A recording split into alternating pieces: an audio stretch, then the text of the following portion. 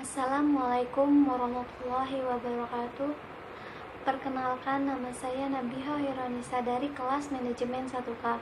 Di sini saya akan menjelaskan tentang ruang lingkup bisnis. Definisi bisnis adalah kegiatan memperjualbelikan barang atau jasa dengan tujuan memperoleh laba, distribusi, dan konsumen untuk memenuhi kepemilikan bisnis yang berbeda-beda pada setiap negara dan masyarakat. Ada beberapa jenis bisnis dibagi menjadi 4 bagian. Yang pertama ada monopsoni, yang kedua ada oligopsoni, yang ketiga ada monopoli, yang keempat ada oligopoli. Penjelasan jenis-jenis bisnis. Yang pertama ada pasar monopsoni, adalah pasar yang memiliki banyak penjual namun hanya satu pembeli yang sangat kuat. Yang kedua ada pasar monopoli, adalah suatu bentuk pasar di mana terdapat satu penjual yang menguasai pasar. Yang ketiga ada pasar oligopsoni, adalah suatu bentuk pasar yang di dalamnya terdapat dua atau lebih pembeli yang menguasai pasar dalam hal penerimaan pasokan atau berperan sebagai pembeli tunggal atas barang dan jasa di dalam suatu pasar komoditas. Pasar yang belum terorganisir dengan baik dan sering timbul ketidakadilan di dalam pasar.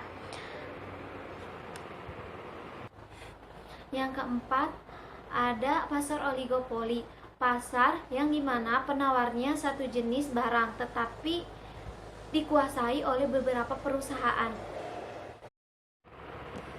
Jenis utama kegiatan bisnis ada produksi. Produksi menghasilkan barang dan jasa, dapat memiliki 3 alternatif jenis produk barang jasa yang dihasilkan, yaitu ada produk primer, sekunder, dan tersier. Yang pertama ada produk primer, adalah kegiatan atau proses menghasilkan bahan-bahan baku atau bahan mentah dan pembuatan barang yang tidak mengalami proses perubahan bentuk. Yang kedua ada proses sekunder, adalah kegiatan yang dilakukan untuk proses bahan mentah atau bahan baku menjadi bahan setengah jadi.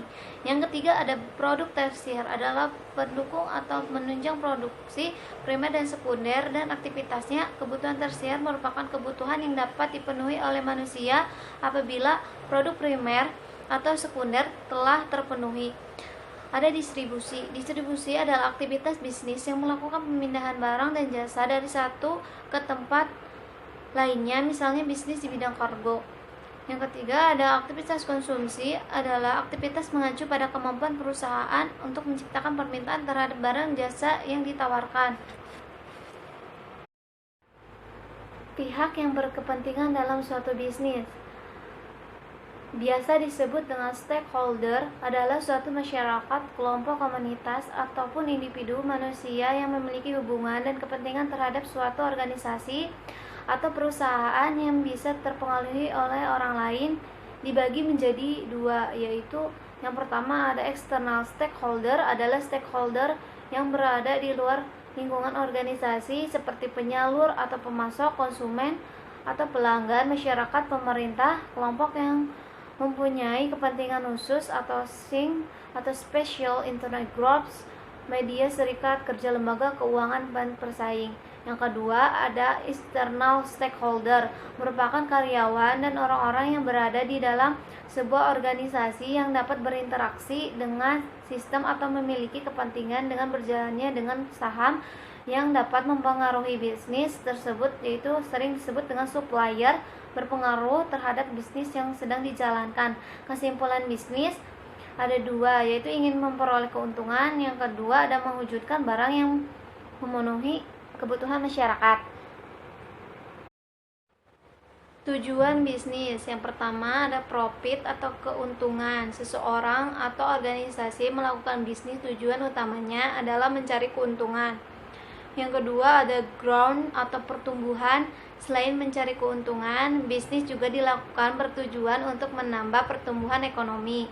Yang ketiga ada continue atau berkesinambungan. Kegiatan bisnis adalah kegiatan yang berkesinambungan, maksudnya melakukan kegiatan bisnis bertujuan untuk menyambung bisnis yang sebelumnya. Yang keempat ada stability atau stabilitas. Kegiatan bisnis juga bertujuan untuk menstabilitas ekonomi. Yang kelima ada public service atau pelayanan umum, bisnis yang bertujuan untuk melayani kebutuhan masyarakat, contohnya BUMN. Yang keenam ada welfare atau sejahtera, bisnis ini bertujuan untuk mensejahterakan sesuatu yang perlu disejahterakan. Sistem perekonomian adalah sistem yang digunakan oleh suatu negara untuk mengalokasikan sumber daya atau SD yang dimiliki yang baik secara individu maupun organisasi pada negara tersebut. Faktor produksi ada 6. Yang pertama ada man atau manusia, yang kedua ada material atau barang, yang ketiga ada machine atau mesin, yang keempat ada money atau uang, yang ketiga ada method atau metode, yang keenam ada market yaitu pasar. Macam-macam sistem ekonomi. Yang pertama ada sistem ekonomi sosialis, adalah sistem ekonomi di mana ekonomi diatur oleh negara. Yang kedua sistem ekonomi liberal atau kapitalis, ada suatu sistem ekonomi di mana seluruh kegiatan ekonomi mulai dari produksi, distribusi, dan konsumsi diserahkan sepenuhnya kepada mekanisme pasar atau permintaan dan penawaran. Yang ketiga ada sistem ekonomi campuran, adalah sistem ekonomi yang berjalan dengan kerjasama antara pemerintahan swasta dalam memecahkan masalah ekonomi.